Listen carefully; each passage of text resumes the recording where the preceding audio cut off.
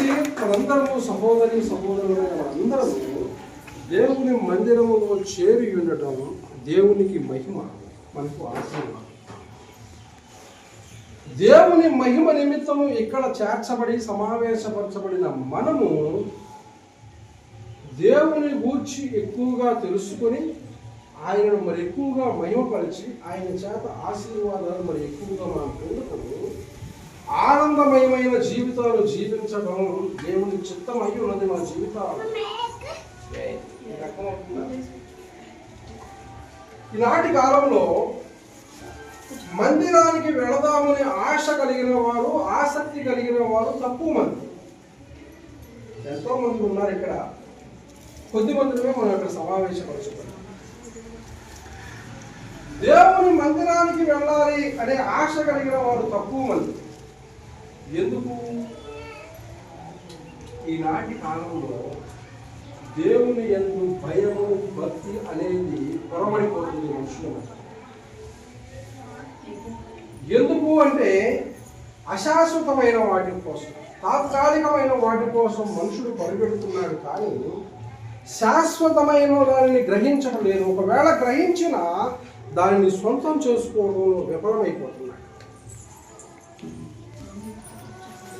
అశాశ్వతమైన వాటి కోసం మనుషుడు ప్రాకులాడుతూ శాశ్వతమైన వాటిని మర్చిపోతున్నాడు.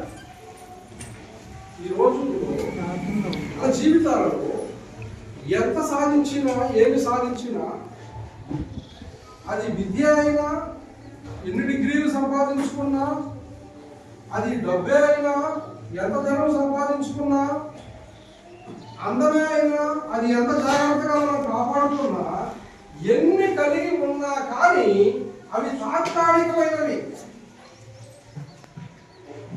మన జీవితంలో మనం ఎన్ని సంపాదించుకున్నా, ఎన్ని కాపాడుకుంటున్నా అవన్నీ తాత్కాలికమైనవి.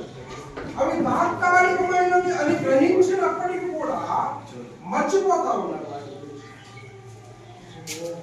తాత్కాలికమైన వాటి కోసం మనుషులు పరుగులెడుతున్నారు. కాబట్టి మనుషులు బయట శాశ్వతమైన దాని కోసం సిద్ధపడే వాడు మాత్రమే ఈనాడు దేవుడి మందిరాల్లో ఉంటున్నారు. ఆ శాశ్వతమైనది గ్రహించిన వారు తక్కువ మంది ఉంటున్నారు. కాబట్టి ఈరోజు దేవుడి మందిరంలో చేర్చబడిన మనందరం కూడా శాశ్వతమైన దాని కోసం మనం పోరాడుతున్నాం, పరుగులెడుతున్నాం. భూమి మీద ఏది శాశ్వతం అంటే దేవుని మందిరంలో ఉండటమే, దేవుని సన్నిధిలో గడపడమే. ఈ భూమి మీద ఎవరైతే దేవుని సన్నిధిలో గడుపుతారో నిత్యత్వంలో కూడా వారు దేవునితో ఉంటారు. కాబట్టి అది శాశ్వతమైనది. ఇక్కడ ఎవరైతే గడుపుతారో అక్కడ కూడా వారు ఉంటారు. కాబట్టి మానవ జీవితంలో శాశ్వతమైనది దేవుని మందిరము, దేవుని స్థలం. ఇక్కడ డబ్బు సంపాదించినా, ఇక్కడ అన్నం కాపాడుకున్నా, ఇక్కడ డిగ్రీలు సంపాదించుకున్నా, ఖండబలం, అండబలం, అన్ని బలాలు సంపాదించుకున్నా అది అశాశ్వతం, తాత్కాలికమే. శాశ్వతమైనది దేవుని మందిరంలో మన జీవితాన్ని గడపటం. ఏమంటారు? శాశ్వతమైనది ఏమిటి? దేవుని మందిరంలో గడపడం. దేవుని మందిరంలో గడపడం శాశ్వతమని గుర్తిస్తున్న మనం దేవుని మందిరానికి ఎలా రావాలి, ఆ దేవుని మందిరంలో ఎలా ఉండాలి అని గుర్తించడం మాత్రం చాలా ఆవశ్యకత. ఎంతమందిని గుర్తించగలుగుతున్నారు? దేవుని మందిరానికి ఎలా రావాలి, వచ్చిన మనం ఎలా ఉండాలి? దేవుని మందిరం మనం ఒక ప్రదేశానికి వెళ్తా ఉంటే ఆ ప్రదేశానికి వెళ్ళినప్పుడు మనం ఎలా ఉండాలి, ఎలా ప్రవర్తించాలి అనే కొన్ని రూల్స్ అండ్ రెగ్యులేషన్స్ మనం తెలుసుకొని అక్కడికి వెళ్ళి మనం అలా ఉండగలిగితేనే ఆ ప్రదేశానికి తగ్గట్టుగా, ఆ స్థలానికి తగ్గట్టుగా మనం అక్కడ ఉంటేనే మనకు మర్యాద ఉంటుంది. అక్కడికి వెళ్ళి మన ఇష్టానుసారం మనం ఉంటే అక్కడ ఉన్న కట్టుబాట్లకు విరుద్ధంగా మనం ప్రవర్తన చేసినట్లయితే అది మనకి ఏమైనా ఉపయోగకరంగా ఉంటుందా? దేవుని మందిరానికి వచ్చిన మనం కూడా, దేవుని మందిరంలో ఉన్న మనం కూడా ఎలా వెళ్ళాలి, ఎలా ఉండాలి అనే నియమ నిబంధనలు మనం పాటించగలిగి వెళ్ళగలిగితే, ఆ నియమ నిబంధనలు పాటించగలిగి దేవుని మందిరంలోకి రాగలిగితే, ఆ నిబంధనలకు అనుగుణంగా మనం దేవుని మందిరంలో మరగగలిగితే అప్పుడు మన జీవితంలో ఆశీర్వాదం ఉంటుంది. ఈ రోజుల్లో దేవుని మందిరానికి వెళ్తున్నారు, కానీ ఆ దేవుని మందిరంలోకి వెళ్ళే వారి జీవితాల్లోనే బాధపడి సమస్యలు, చికాకు. క్రైస్తవుల కుటుంబాల దగ్గరికి వెళ్ళి అడిగితే, అన్యుల దగ్గరికి కాదు, క్రైస్తవుల కుటుంబాల దగ్గరికి వెళ్ళి అడిగితే కొద్దిగా మనం చొరవ తీసుకుని వాళ్ళ జీవితాల్లోకి తొంగి చూడగలిగితే వాళ్ళ హృదయం పైన పోయి బయటకు వచ్చే మాటల్లో ఉన్న ఆ బాధ వర్ణించలేవు. ప్రతి ఆదివారం మందిరానికి వెళ్తారు, దేవుని బిడ్డలుగా చెప్పుకుంటారు, దేవుని బిడ్డలు అనేది చెప్పుకుంటూ ఉంటారు, కానీ వారి జీవితాల్లో దేవుని సన్నిధి, దేవుని ఆశీర్వాదం లేక సమస్యల్లో మగ్గిపోయి నిరుత్సాహకరమైన మాటలు మాట్లాడే క్రైస్తవులు ఎంతమంది లేరండి? గల కారణం ఏమిటంటే వారు క్రైస్తవులను చెప్పుకుంటున్నారే కానీ ఆ క్రీస్తుని ఎలా వెంబడించాలో, ఎలా ఆరాధించాలో, ఆయన మందిరానికి ఎలా వెళ్ళాలో, వెళ్ళినా ఎలా ప్రవర్తన చేయాలో వాళ్ళకి అర్థం కావట్లే, అవగాహన విస్మరిస్తున్నారు. అందుకనే ఈనాడు క్రైస్తవుల కుటుంబాల సమస్య నిరుత్సాహం. ఏ తల్లిని కదిలించినా నిరుత్సాహకరమైన మాట, ఎవరిని కదిలించినా నిరుత్సాహకరమైన మాటని. ఉత్సాహంతో సన్నిధికి ఎలా రావాలి? సమస్త దేశాలలో ఉన్న జనులందరూ కూడా ఉత్సాహగానముతో, సంతోషముతో దేవుని సన్నిధికి రావాలి. ఎక్కడి నుంచి? ఇంటి దగ్గర నుంచి. ఇంటి దగ్గర నుంచి దేవుని మందిరానికి వచ్చేటప్పుడు మనసు ఉప్పొంగిపోతూ ఉండాలి. అందుకనే దావీదు అంటాడు, నీ మందిర ఆవరణాలు చూడాలని ఆశపడుతుంది అనే ఆలోచన మనలో ఉన్నప్పుడు ఉత్సాహం పెళ్ళిపోతుంది. అప్పుడు ఆటోమేటిక్ గా దేవుణ్ణి కీర్తిస్తా ఉంటాం. దేవుణ్ణి కీర్తిస్తూ ఉత్సాహంతో, సంతోషంతో దేవుని సన్నిధికి రావాలి. ఎంతమంది ఈనాడు అలా వస్తుంది? ఏదో అడావిడిగా బయలుదేరి అడిగా ఏదో అంటాడని ఏదో ఉన్న బట్టలు వేసుకొని ఆ దారంలో వచ్చేటప్పుడు వాళ్ళు కనపడితే, ఏడు కనపడితే వాళ్ళకి చూసుకుంటే, ఏడు చూసుకుంటే, వాళ్ళతో మాట్లాడుకుంటే, వీళ్ళతో మాట్లాడుకుంటా ఏడుదా చెప్పుకుంటాం. ఈ మధ్యలో ఎంతమందితో మాట్లాడతాం? నేనంటాను, బైబిల్ చెబుతుంది మనం ఇంటి దగ్గర ఉన్నప్పుడు ప్రార్థన చేసుకుందాం. ప్రభువా, నేను నీ సన్నిధికి వస్తున్నాను, నీ సన్నిధిలో నువ్వు దాచించిన మేలు నేను అనుభవించాలి.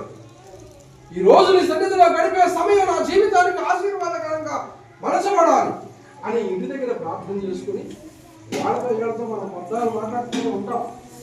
ఎవరికైనా చూడకుండా మనం కళ్ళు మూసుకున్నా, కళ్ళు తెలుసుకున్నా దేవుని స్వరూపాన్ని మనం చూసుకుంటూ దేవుని సన్నిధికి ఉత్సాహంతో వ్రతం వేస్తూ మాస్టర్ గారు నాకింది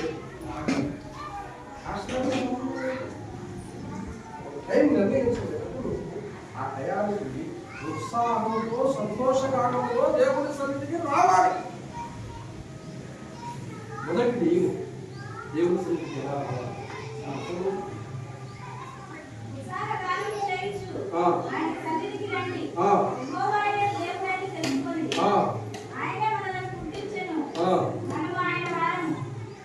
ఆయన మనల్ని పుట్టించాడని, మనం ఆయన వాడమని, ఆయనే మనల్ని మేపుతున్నాడని, మనల్ని బతికిస్తున్నాడని ఒక వేళ మనం గుర్తించగలిగితే, అలా గుర్తించగలిగిన వాళ్ళు అలాగే వస్తారు. ఎలా ఉత్సాహం, సంతోషంతో దేవుని సన్నిధికి వస్తారు.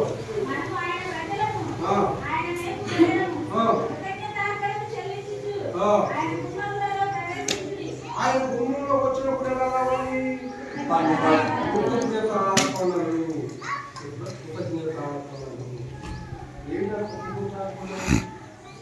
గత వారం నుంచి ఈ వారం వరకు ఎంతో మంది ఎన్నో రకాల ఇబ్బందులు పడి మన మధ్యలో శ్రమలు అయిపోతున్నప్పుడు, ఎంతో మంది ఎన్నో వ్యాధి బాధలు అనుభవిస్తున్నప్పుడు ఆ దేవుని కృప వలన మనం చాలా జాగ్రత్తగా కాపాడబడ్డాం. కాబట్టి ఆ కృతజ్ఞతతో, ఆ కృతజ్ఞత అర్పణ మనం తీసుకుంటే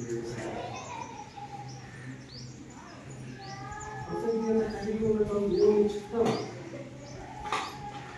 ఎంతమంది కృతజ్ఞతార్పణలు తీసుకొని రావాలి. ఇప్పుడు ఈ రోజు ఈ వారం అంతా దేవుడు కాపాడినందుకు కాడు అవ్వలేదా? అదే అంటే నేను సదా విషయం జస్ట్ నేను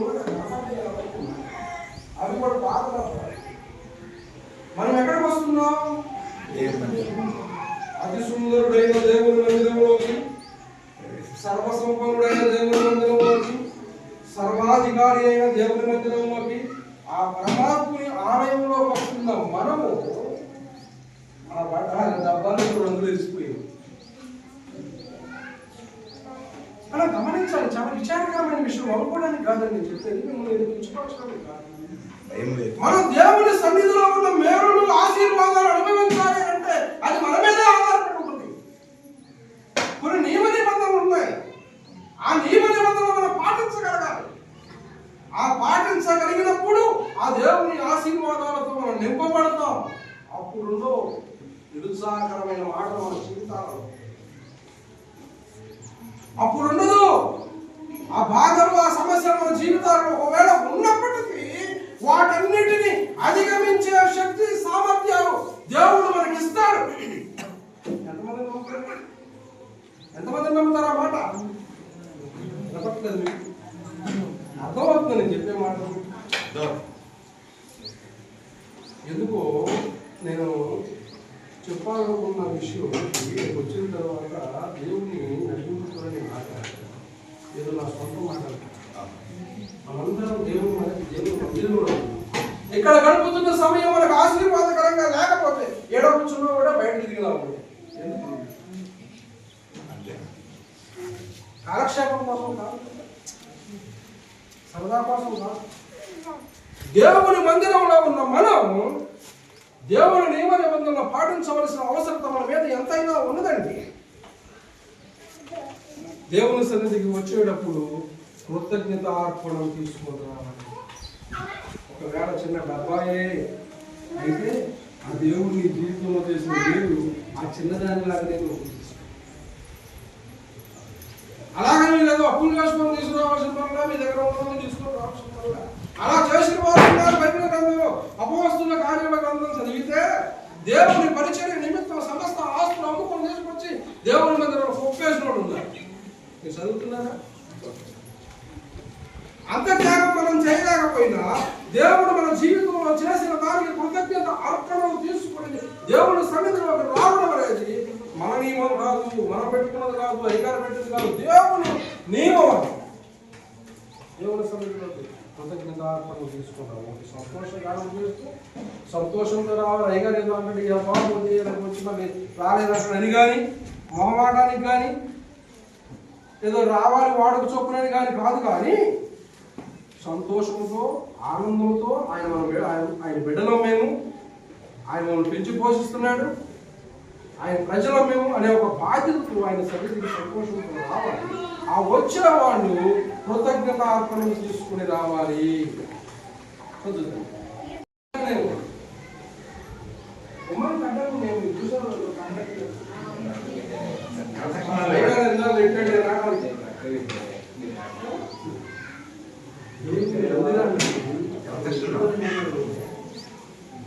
చక్కగా వచ్చినవాడు ఆ పక్కన పెట్టుకుని హిందువులు చూసారా, హిందువులు పెట్టుకుని కాడు కట్టుకుంటారు, కళ్ళు పెట్టుకుంటారు, ఎప్పుడు బతుకుతారు. మళ్ళీ వాళ్ళకి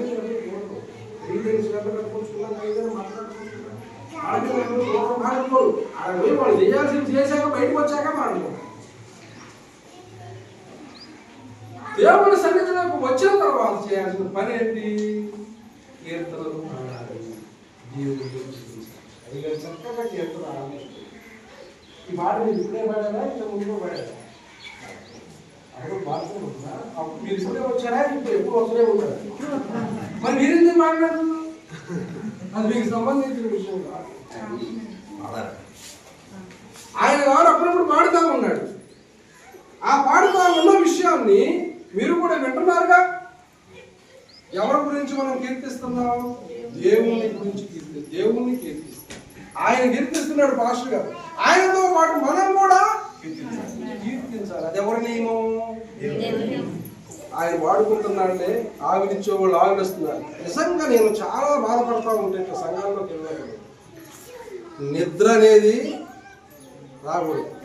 వచ్చినందుకు నిద్రపోవడానికి కాదు, అజాగ్రత్తగా, అసహనంగా, అనాలోచనగా దేవుని మందిరంలో ఉండకూడదు. ప్రసంగ గ్రంథంలో ఉంటుంది ఒక మాట, నీవు దేవుని మందిరమునకు వెళ్ళినప్పుడు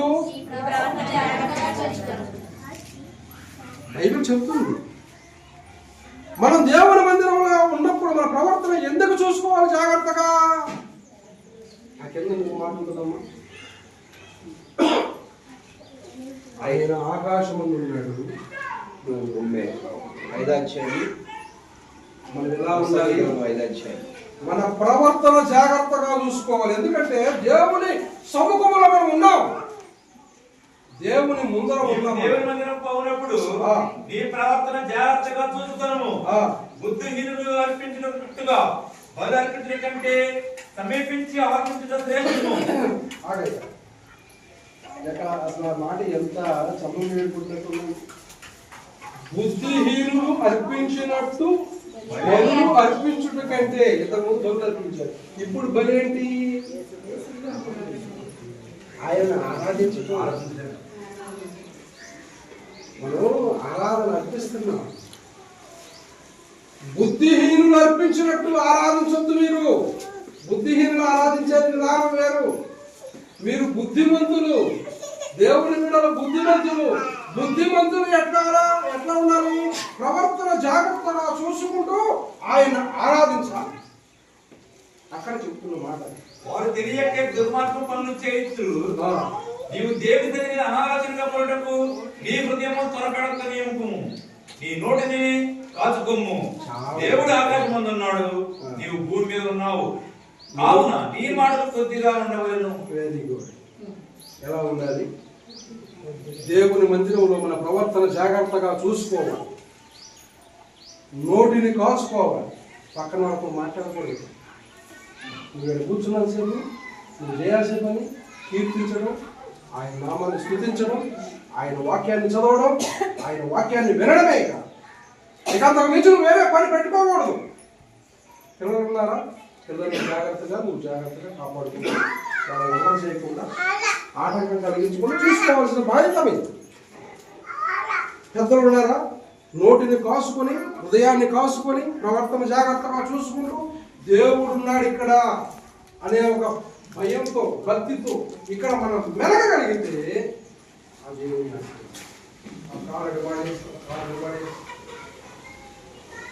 అజాగ్రత్తగా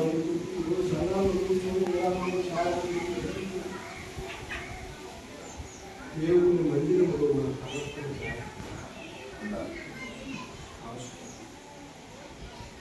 ఆయన సన్నిధిలోకి వచ్చిన మనం మాట్లాడటం కాదు, ఆయన కీర్తించాలి, ఆయన నామాన్ని స్తుతించాలి.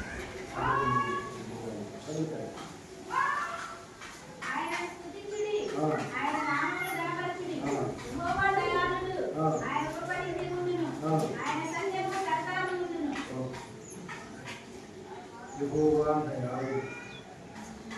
ఆయన కృప విధి ఉంటుంది. ఆయన దయాళుడైన మనం దయాళుడైన దేవుని మందిరంలో చేరున్న మనం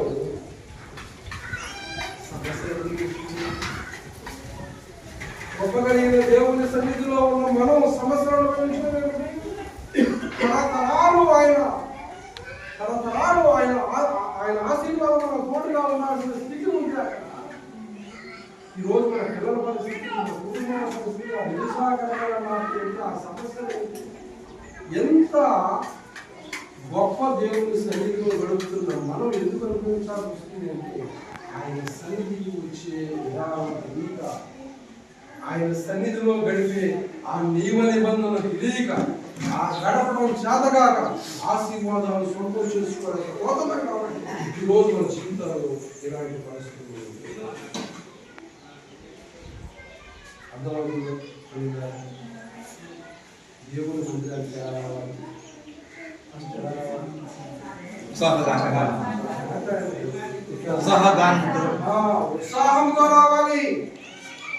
ఓపిక లేని వాళ్ళ కాదు మనం. నేను దాదాపుగా ఎవరిని విమర్శించడానికి నాకు ఇష్టం ఉంటుంది. ఎందుకంటే విమర్శించేది నాకు కాదు. దేవుడే విమర్శించి నన్ను ఎందుకు విమర్శించాలి? నేను ఒకవేళ గట్టిగా మాట్లాడుతున్నానంటే మీకు వినపడాలని. ఒకవేళ గట్టిగా మాట్లాడుతున్నామంటే అది మీరు అర్థం చేసుకుని పాటించి ఆశీర్వదించబడాలి.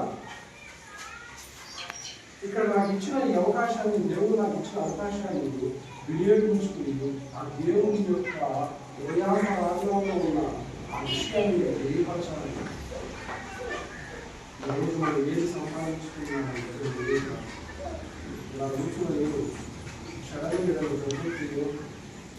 జబ్బులు కూడా ఆటోమేటిక్ వచ్చేస్తారు. అది వచ్చిన తర్వాత ఆకర్షణలో ఉందంటున్నారు. ఆ వచ్చేదా బాగా ఉన్నాం, ఆకర్షణలో ఉందని తెలిసిన తర్వాత తెచ్చిపోతుంది. ఎవరికి ఎప్పుడు ఏమవుతుందో తెలియట్లే, ఎవరికే చెప్పకుండా పేరు ప్రఖ్యాతులు సంపాదించుకోవడమే రాబోతుంది. మంచి అన్నం కలిగి దాన్ని కాపాడుకోవడం దాంట్లో పోతుంది. తర్వాత మీకు తెలిసి కలితే ఇది అస్థిపంజరమే మీకు తెలుసు. అన్నీ అశాశ్వతమని తెలిసినా కానీ వాటి మీద మనసు పెట్టి శాశ్వతమైన దేవుని మందిరానికి రావాలి. దేవుని సన్నిధిలో దేవుని రాజ్య వారసుడిగా ఎంపిక చేయబడుకోవడం అనారోగ్యంగా ఎంచబడుతుంది. సహోదరి సహోదరులందరికీ మనం చేస్తున్న పని గురించి ఆలోచన కలిగి ఏదో నామకార్థరీతిగా ఉండడానికి ఇష్టపడద్దు. నామకార్థరీతిగా మనం బ్రతకడానికి ఇష్టపడద్దు. దేవుని బిడ్డలు అంటే పౌరుషం కలిగిన వారు, దేవుని బిడ్డలు అంటే శక్తి, ఏదైనా చేయడానికి సమర్థులు. గంట సేపు కూర్చోడానికి ఇబ్బంది పడే పరిస్థితి అమ్మా తల్లి.